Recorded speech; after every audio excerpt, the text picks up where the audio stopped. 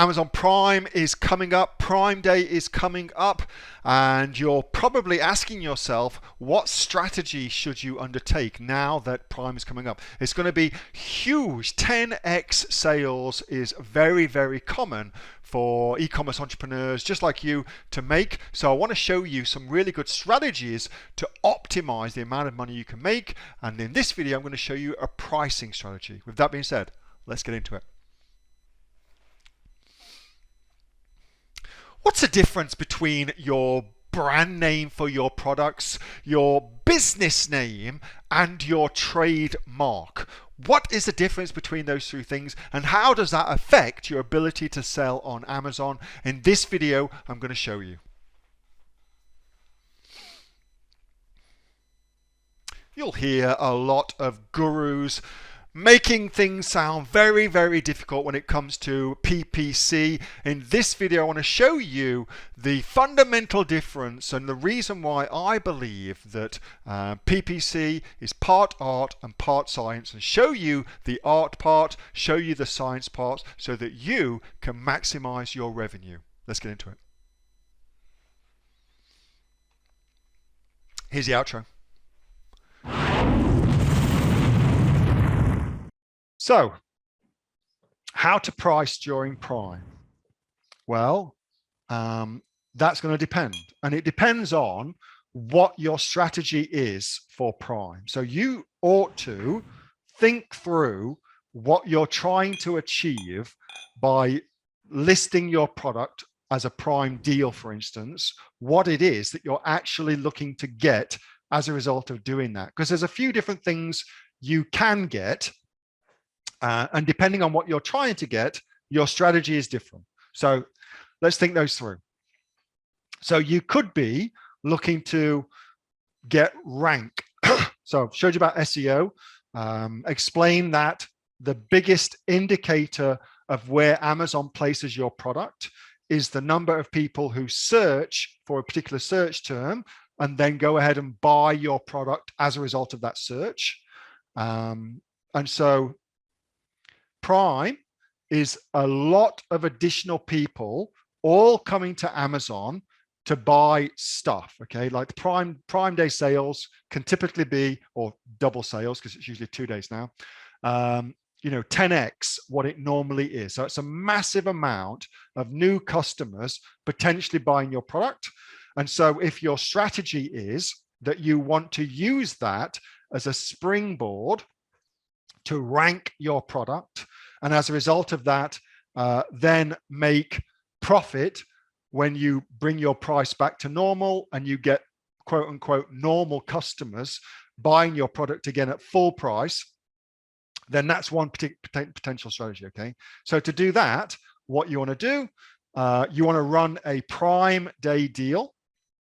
And in my experience, it's a minimum of 25% discount, preferably more. The more discount you give, the more people will buy your product. The good thing about a Prime Day deal is that Amazon doesn't treat it any differently for what's called rank juice, doesn't treat it any differently than if a normal kind of day sale. So you can get an inordinate boost in your SEO by offering a big discount. Now, that's the upside. Downside to that is it's crap for your profitability because you're giving away all your profit. And so you ought to look at it as a marketing investment to rank your product ready for all the other customers who come after Prime to then buy your product at full price. And that's where you'll make your money back. Okay, so that's how I think about it as far as that goes. And again, it's 25% as a minimum. So that's one way of doing it. Other way of doing it is to keep the same price. So if you're looking to make money from Prime Day, you keep the same price. Now, this does not always work. So if you've got a product that is a Me Too product, then your goose is cooked on Amazon anyway, but it won't work because what you need to have is a product that people want to buy because it's got some kind of unique selling point to it. If you have that, then you can keep the same price, and the increased traffic that Amazon gets during Prime will increase your sales anyway. Okay, you'll just make more sales anyway. Happens all the time. And so by doing that, you'll make more money because you've cut your price the same, but you're making more sales, so your profitability is up. Okay, but again, that ain't going to work for everybody. It's product specific. If you've got a product that people want to buy because you've spent the time to make it something unique, then that's a really good strategy. Okay, so again, depends what you're looking to get. Depends what you're looking to get. And clearly, those two things are diametrically opposed. You can't go for search engine rank and make a shitload of profit because you give up your profit to get rank. Okay, other factors to consider, things that most people don't really think about. So things that we spoke about a couple of times is lifetime value of customers. So if you are going to use Prime and your product is a consumable product where you get to, once you acquire a new customer, you get to sell that customer over and over and over again, then clearly it makes sense to use Prime to acquire as many customers as possible for your business so that you can then sell them all the other things or the same thing over and over again once Prime is finished. Okay, so that's lower your price, big discount, acquire as many customers as possible. Okay, so that's one thing to consider. The other thing to consider is quality of customer. If you are selling a good quality product that normally sells for like, I don't know, $100 and you've reduced it to $50, then those customers are $50 customers. That's where they're at. They're not at $100 typically, okay?